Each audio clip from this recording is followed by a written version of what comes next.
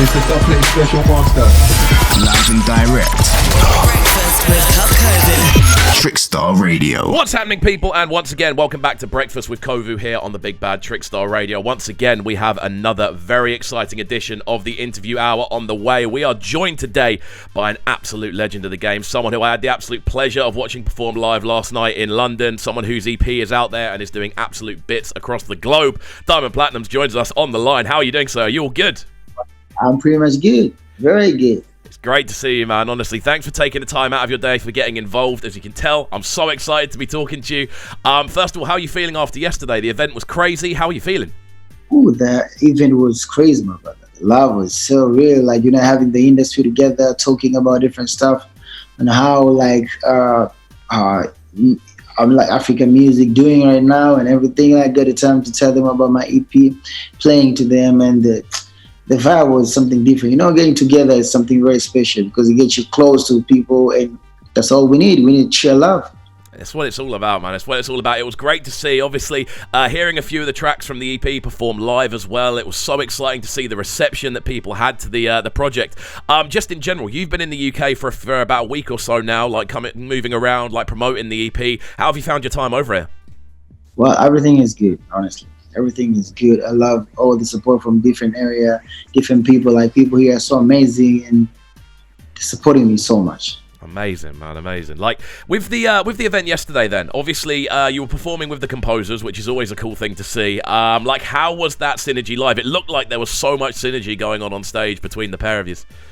Well, I love the composers. Like, they know what they do. They know what people need. They know, like, they're very good. It's like, so it was so easy for me. We spent, like, I don't know, against a couple hours, like, to get to know my songs. Apart from that, we rehearsed for just a few hours, as I say, and then we created a proper bond and chemistry on the stage, and we performed like, ooh, composers. Shout out to them, amazing. Amazing, man. I remember there was a point actually in the show yesterday where you started saying, "You guys are making me perform." Like, it was a really cool thing to be able to see. The energy was great, though, man. The energy was great. Like, how I was gonna say, how does that kind of differ from a normal show for you? Because obviously it was a much more kind of confined environment, wasn't it? Yeah, you know, like, there's a difference between a normal show and, like, you know, you have to play this listening. Yeah, of course. It's more people like singing to them, but you know, the normal show, you get vibe and you feel like you, apart from you singing as though you want to enjoy the music, you feel like you want to go crazy. And you know, when I'm on the stage, I don't play, I don't joke. So I was starting getting huge vibe. I was telling people, like, you know, I wasn't supposed to perform. Now you guys are making me want to perform now.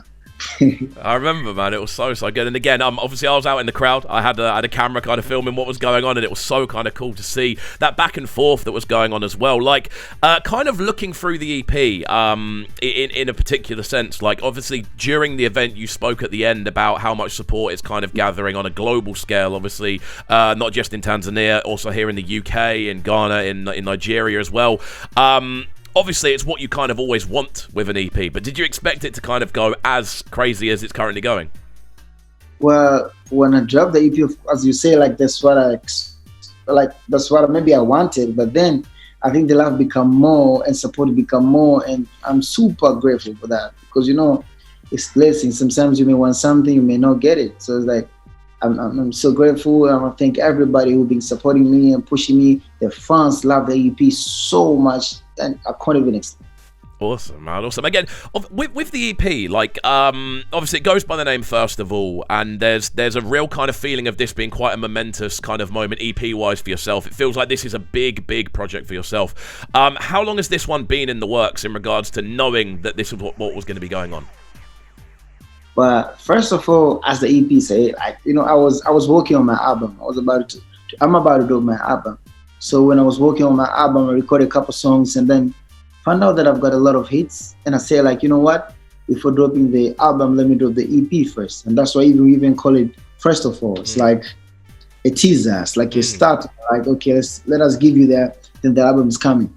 But then, you know, to me, I take music very serious. So even if it's an EP, I don't play with it.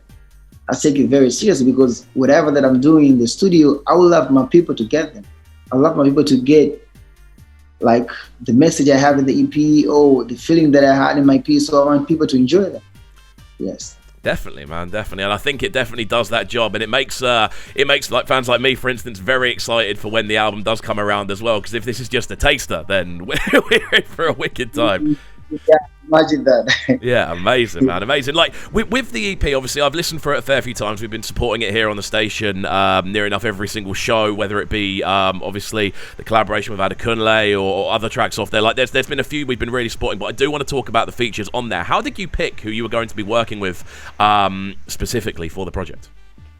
I'll be honest, like, you know, when I was putting the EP together, my team, my management, they didn't want me to put anybody. They didn't want to put any feature in the EP. Okay. They said like, no, put all of them in the album. Let's not have any feature here. Why don't you just give them all of you? But then I was like, I think like this. They're like, no, let's mix a little bit. So I was putting. I know let's have. Can we have? Because I have this song I love that in Kula. Why couldn't we put it in here? Okay, let's have another Oka with Bosso. Let's have this one with Zuchu. Let's have one. At least so there's, I don't know, four collabs, if I'm not mistaken. I'm not really sure. So it was, and you know, as I said, while recording or getting done with my album, I recorded a lot of songs. So like you get confused because you see all the songs are nice and you want to put this in the album, you want to put this in the EP. It was confusion. That was like, you know what? Okay, let's at least pick even 4 collabs and put them in the EP. It was that way. Okay, interesting, man. Like, I think this is the thing, when you actually listen through the project, again, literally from just a listening perspective, it feels like it's one that's been so like crafted. It feels like it's been put together in such a specific way, and it's really cool to see. Like, how have you been finding, I suppose, more than anything else, kind of like the reaction at events such as yesterday to kind of people actually hearing the tunes, but not even maybe even sometimes for the first time. Like, how have you found that as a process? And like the reaction is so good. You know, honestly, I didn't even expect, you know. It's like when you drop the songs and in such short period of time and people are, you know, when you sing, they sing with you. It's like they love the songs, like they go words to us. It was amazing. And I'm super, super grateful with it. Amazing, man. This is the thing. It's really, really kind of cool to talk to you. I want to get a little bit technical. I want to kind of go into a musical element that I've noticed running throughout the EP very heavily. Every single tune on there has, I would say, at least one very catchy element, whether it be a kind of flute line, whether it be a kind of whistle, whether it be a kind of vocal melody. There's at least one kind of super catchy element to each and every tune. Is that something that you do kind of naturally without realizing, or is it like a process you kind of try to push forward with? Like, you know, at the end of the day, when a person listens to your song, there must be something that can stick, like, in her or his mind. Like, there must be something that you leave it like a mark to. So it's like if you have something that catchy, something that sweet, it makes people remember the song. Like, there's plenty of songs nowadays. So apart from having nice lyrics or something or nice beat or whatever, there must be something that can stick to someone's head so that you can remember it. And that's why we call hits. So I know there's singing and there's making hits. I think those is one of the technique when you want to make a hit. There must be something that a person, when you go home, will think about it. Definitely. And I think that's something that comes through in the EP, like 100%, man. Like, again, with when you've been kind of pushing these tunes quite recently, is there one that you look forward to kind of performing out of the current set that's already on there? Is there one that you kind of go, that's the one I'm looking forward to seeing the reaction to? Like, what do you mean? I mean, like, out of the current selection of the, like, this EP in particular, is there one that you kind of look forward to performing out of the full listing? Yes, it's like there's some songs I love. You know, you can have many songs, but it can be these songs. Like, I love performing this song. I'll tell you this, I love performing this Fine song. I love performing Fine. I noticed that yesterday. I noticed it yesterday. I can't lie. I love as well performing so nice. Like, it gives me, like, I don't know, you know, there's some songs you can love them so much listening to them, but there's this some songs sometimes you can be, they're so sweet when you perform.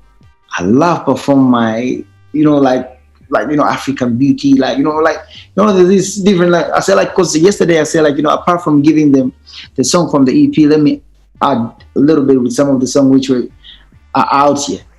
Like, you see the songs which I've already released. That's why I played African Beauty, I played JJ, I played EO, like Fresh. So there's some songs you love performing them. There's some songs you love listening to them.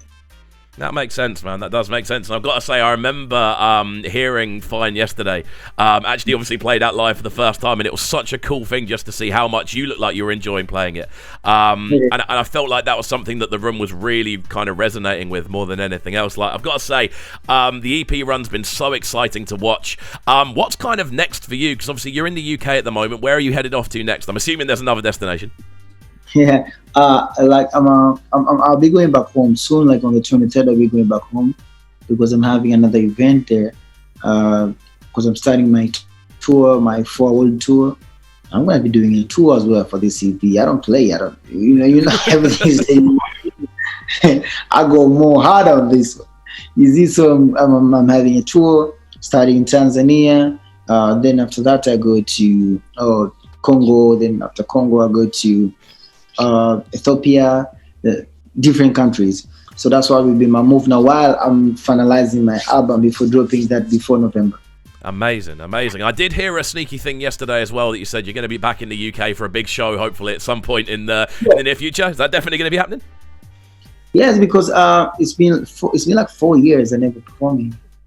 4 years, and you know the way how fan base has become more bigger and much. You know, yesterday, like when people hear that I'm gonna be playing, I'm gonna do a listening party for my EP. Like it was like everybody wanted to come. I was like, guys, I wish I can host all of you, but I can't. You know, like I wish I can, but then we're gonna have a big show. So the big show is coming. I'll tell you soon, and can't wait to see my people. Amazing, man, amazing. I can imagine the vibe, especially after the tunes have been around for a lot longer as well. You know, these are tunes that are going to become so much more catchy over time. It's going to be amazing, man. It's going to be amazing. Okay, well, I've got to say, dude, it's been an absolute pleasure. I've got to say thank you for taking the time out of your day. I know yesterday got a bit heavy, so I'm very happy we managed to grab this before you headed back.